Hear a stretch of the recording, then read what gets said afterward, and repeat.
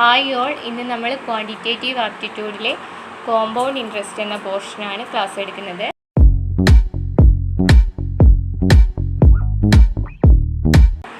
Time and work partnership, boats and stream, simple interest, time and distance, problems on train, ഇതിൻ്റെയൊക്കെ class നമ്മൾ കഴിഞ്ഞു.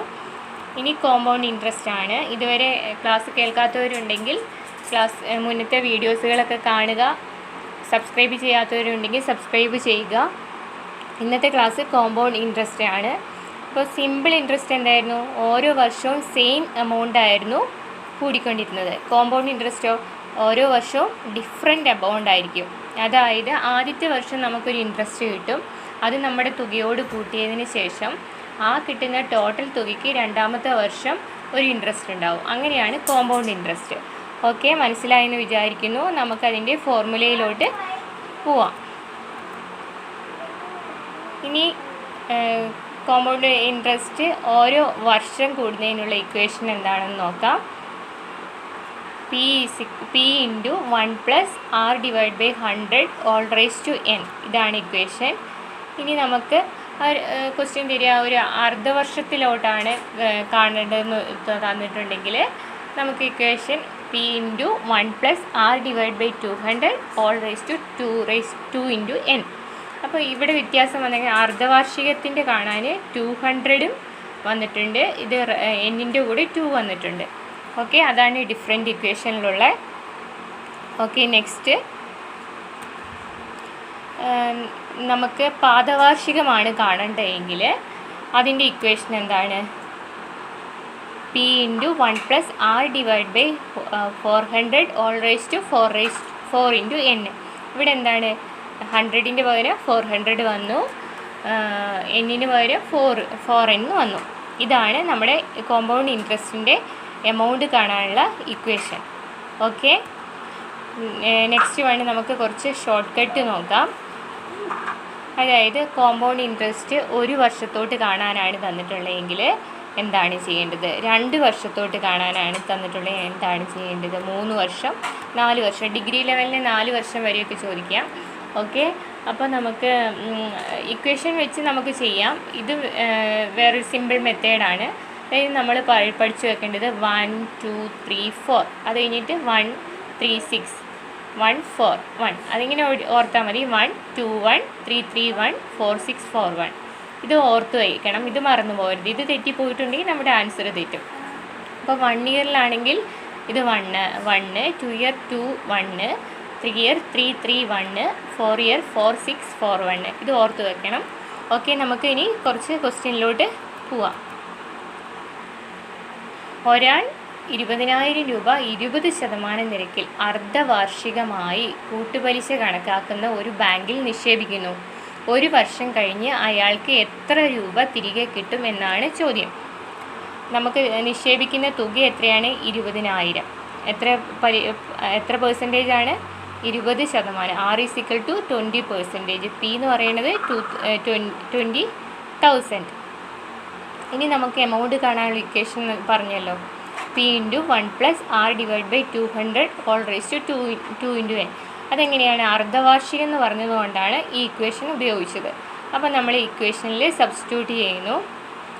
Substitute ചെയ്യുമ്പോൾ 20,000 into 1+20/200 all square. n എന്ന് പറഞ്ഞിട്ടുള്ളത് ഒരു വർഷം എന്ന് തന്നുകൊണ്ടാണ് എന്നിൻ്റെ സ്ഥാനത്ത് നമ്മൾ 1 കൊടുത്തത്. അപ്പോൾ 2 ഇൻറ്റു 1 2. ഓക്കെ, ഇനി 20,000 ഇൻറ്റു ഇക്വേഷൻ സോൾവ് ചെയ്യുമ്പോൾ 220/200 ഓൾ സ്ക്വയർ. ഓക്കെ, അതിനെ നമുക്കിങ്ങനെ വീണ്ടും എഴുതാം. 20,000 ഇൻറ്റു 220/200 ഇൻറ്റു 220/200. അപ്പോൾ ആൻസർ എത്ര കിട്ടും? 24,200 രൂപ നമുക്ക് ഒരു വർഷം കഴിഞ്ഞാൽ തിരിച്ച് കിട്ടും എന്നാണ് ആൻസർ. ഓക്കെ, ഇനി നെക്സ്റ്റ് ക്വസ്റ്റ്യനിലോട്ട് പോവാം. ഒരാൾ 10,000 രൂപ 12% നിരക്കിൽ പാദവാർഷികമായി കൂട്ടുപലിശ കണക്കാക്കുന്ന ഒരു ബാങ്കിൽ നിക്ഷേപിക്കുന്നു. ഒരു വർഷം കഴിഞ്ഞ് അയാൾക്ക് എത്ര രൂപ തിരികെ കിട്ടും? എത്രയാണ്? ഒരു വർഷം. ഇവിടെ തന്നിരിക്കുന്ന പാദവാർഷികം. അപ്പം നമ്മുടെ ഇക്വേഷൻ നമ്മൾ ഓർത്തിരിക്കണം. എന്താണ് വ്യത്യാസം വന്നിരിക്കുന്നത്? P into 1+R/400 all raised to 4 raised to n. Okay, അപ്പോൾ നമ്മൾ 6 തന്നിട്ടുണ്ട് 12%. അതിൽ ഇക്വേഷനിൽ സബ്സ്റ്റിറ്റ്യൂട്ട് ചെയ്യുമ്പോൾ എത്രയാണ് 10,000 into 1 plus 12 divide by 400 whole raise to 4, അതായത് 4 ഇൻറ്റു 1 4. ഓക്കെ, അപ്പോൾ അത് സോൾവ് ചെയ്യുമ്പോൾ 10,000 into 412 divide by 400 whole raise to 4. Okay, നമുക്ക് ഇതിങ്ങനെ എഴുതാമല്ലോ. 10,000 into 412 into 400 into 412 into 400 into 412 into 400 into 412 into 400. അപ്പോൾ പൂജ്യങ്ങളെല്ലാം വെട്ടിപ്പോയി നമുക്കിത് സോൾവ് ചെയ്യാൻ ഈസി ആയിരിക്കും. ഓക്കെ, അപ്പോൾ നമ്മുടെ ആൻസർ എത്രയാണ്? 11,255 രൂപ. എല്ലാവർക്കും മനസ്സിലായി എന്ന് വിചാരിക്കുന്നു. ഇക്വേഷനാണ് പഠിക്കേണ്ടത്. ഓക്കെ, ഇനി നെക്സ്റ്റ് ക്വസ്റ്റ്യൻ. ഒരു തുക കൂട്ടുപലിശ ക്രമത്തിൽ 5 വർഷം കൊണ്ട് ഇരട്ടിയായാൽ അത് 8 മടങ്ങ് ആകുവാൻ വേണ്ട കാലയളവ് എത്ര? എന്താണ്? ഒരു തുക കൂട്ടുപലിശ ക്രമത്തിൽ 5 വർഷം കൊണ്ട് ഇരട്ടിയാവുന്നു. അപ്പോൾ ആ തുക 8 മടങ്ങാകാൻ വേണ്ട കാലയളവ് എത്ര എന്നാണ് ചോദിച്ചിരിക്കുന്നത്. അതിനൊരു ഷോർട്ട് കട്ട് ഉണ്ട്. അതെന്താണെന്ന് നോക്കാം. ഒരു തുക കൂട്ടുപലിശ ക്രമത്തിൽ T വർഷം കൊണ്ട് n മടങ്ങായാൽ n⁻x മടങ്ങാകാൻ എടുക്കുന്ന സമയം കാണേണ്ടത് Tx വർഷം. ഇതാണ് ഫോർമുല. അപ്പോൾ നമുക്ക് നോക്കാം. ഇവിടെ T എന്ന് പറയുന്നത് എത്രയാണ്? ക്വസ്റ്റ്യനിൽ 5 വർഷം തന്നിട്ടുണ്ട്. പിന്നെ എന്താണ് തന്നിട്ടുള്ളത്? 5 വർഷം കൊണ്ട് ഇരട്ടി എന്ന് പറയുന്നത് 2 ടൈംസ് എന്ന് തന്നിട്ടുണ്ട്. n മടങ്ങായാൽ ഇനി അത് n⁻x എന്ന് പറയുന്നത് എത്രയാണ്? 8 ടൈംസ് എന്ന് പറഞ്ഞിട്ട് 8 മടങ്ങാകാൻ. അപ്പോൾ 8. അപ്പോൾ n എത്രയാണ്? 2. 2വിൻ്റെ പവർ വന്നിട്ട് 8 കിട്ടുന്ന ആൻസർ വരുമ്പോൾ എങ്ങനെയാണ്? 2 ഇൻറ്റു 2 ഇൻറ്റു 2. അപ്പം 2⁻3. എക്സിൻ്റെ എത്രയാണ് സ്ഥാനവില? 3. അപ്പോൾ x = 3 ആണ്. മനസ്സിലായല്ലോ? അപ്പം നമുക്ക് എടുക്കുന്ന സമയം കാണാൻ എന്താ ചെയ്യേണ്ടത്? Tx T എത്രയാണ്? 5. x എത്രയാണ്? 3. 5 into 3 15 years. Okay, next question. ഒരാൾ 3,000 രൂപ 10% പലിശ നിരക്കിൽ 2 വർഷത്തേക്ക് കൂട്ടുപലിശ ഇനത്തിൽ ബാങ്കിൽ നിക്ഷേപിച്ചാൽ വർഷാവസാനം ലഭിക്കുന്ന തുക എത്ര? അപ്പം നമുക്ക് എത്രയാണ്? P എത്രയാണ്? 3,000 തന്നിട്ടുണ്ട്. 10%. എത്ര വർഷത്തോട്ടാണ്? n 2 വർഷം. അപ്പം നമ്മുടെ ഇക്വേഷൻ എന്താണ്? P ഇൻറ്റു തുക കാണാൻ 1 plus r divide by 100 whole raise to n. Okay, അപ്പോൾ ഇതിൽ നമ്മൾ സബ്സ്റ്റിറ്റ്യൂട്ട് ചെയ്യുമ്പോൾ 3,000 into 1 plus 10 divide by 100 whole square. Okay, അത് സോൾവ് ചെയ്ത് വരുമ്പോഴെങ്ങനെയാണ്? 3,000 into 110 divide by 100 whole square. 3,000 110 divide by 100 into 110 divide by 100. Okay, നമുക്ക് കിട്ടുന്ന ആൻസർ എത്രയാണ്? 3,630 രൂപ. ഇനി ഞാൻ ഷോർട്ട് കട്ട് ഉണ്ടെന്ന് പറഞ്ഞാലേ ആ മെത്തേഡിൽ നമുക്ക് ചെയ്ത് നോക്കാം. അപ്പോൾ എങ്ങനെ നോക്കാം? എന്താണ്? ഒരാൾ 3,000 രൂപ, സെയിം ക്വസ്റ്റ്യൻ ആണ്. ഒരാൾ 3,000 രൂപ 10% പലിശ നിരക്കിൽ 2 വർഷത്തേക്ക് കൂട്ടുപലിശ ഇനത്തിൽ ബാങ്കിൽ നിക്ഷേപിച്ചാൽ വർഷാവസാനം ലഭിക്കുന്ന തുക എത്ര? അപ്പോൾ ഞാൻ ഓർത്ത് വയ്ക്കാൻ ഒരു ടേബിൾ പറഞ്ഞായിരുന്നല്ലോ. ഒരു വർഷത്തേക്ക് 1 1 2 1 3 3 1 4 6 4 1. അപ്പോൾ ഒരു വർഷത്തേക്കാണെങ്കിൽ 1, രണ്ടാമത്തെ വർഷത്തേക്കാണെങ്കിൽ 2 1 3 3 1. അപ്പോൾ ഇവിടെ നമുക്ക് തന്നേക്കുന്നത് എന്താണ്? 2 വർഷത്തേക്ക്. അപ്പോൾ ഇതാണ് രണ്ടാമത്തെ വർഷം 2 1. അപ്പോൾ നമ്മളെന്താ ചെയ്യേണ്ടത്?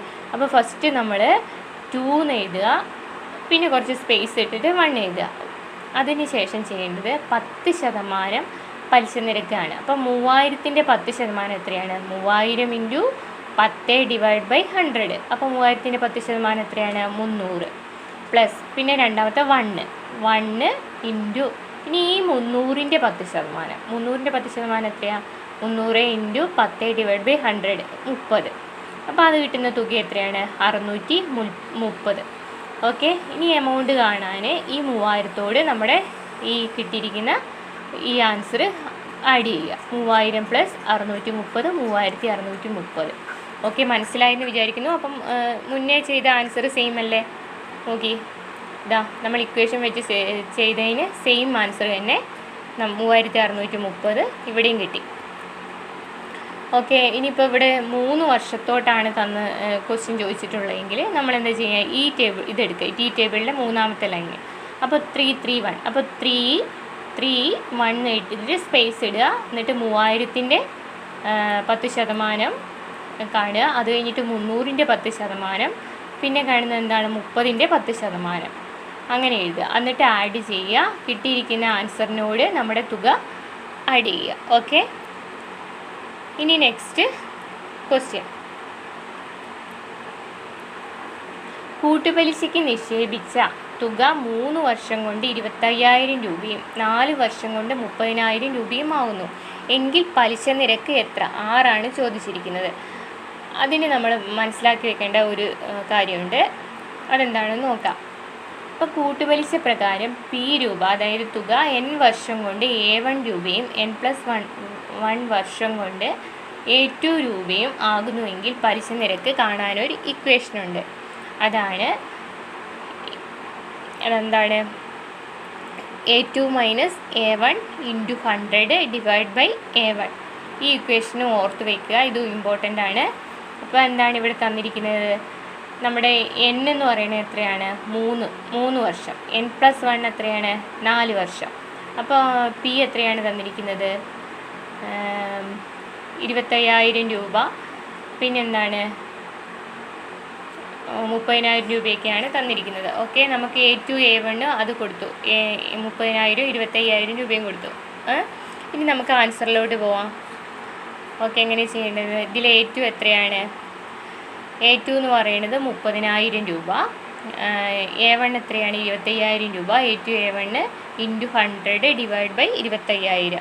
ഓക്കെ, അപ്പോൾ അതിൽ നമ്മൾ സോൾവ് ചെയ്ത് വരുമ്പോൾ 30,000 മൈനസ് 25,000 എന്ന് പറയാം 5,000 ഇൻറ്റു 100 ഡിവൈഡ് ബൈ 25,000. അത് സോൾവ് ചെയ്ത് വരുമ്പോൾ നമുക്ക് എത്ര കിട്ടും? 20% ആൻസർ കിട്ടും. ഓക്കെ, നിങ്ങൾക്ക് എല്ലാവർക്കും ഈ സോൾവ് ചെയ്ത ക്വസ്റ്റ്യനും ആൻസറൊക്കെ മനസ്സിലായെന്ന് തോന്നുന്നു. എന്തെങ്കിലും ഡൗട്ട് ഉണ്ടെങ്കിൽ കമൻറ്റ് ബോക്സിൽ ഇടുക. എല്ലാവരും നന്നായിട്ട് പഠിക്കണം. നോട്ടൊക്കെ തയ്യാറാക്കി ഇക്വേഷൻസൊക്കെ എഴുതി വെക്കാൻ മറക്കരുത്. ഇടയ്ക്കിടയ്ക്ക് വായിച്ചു നോക്കി മനഃപ്പാഠമാക്കുക. Thank you all.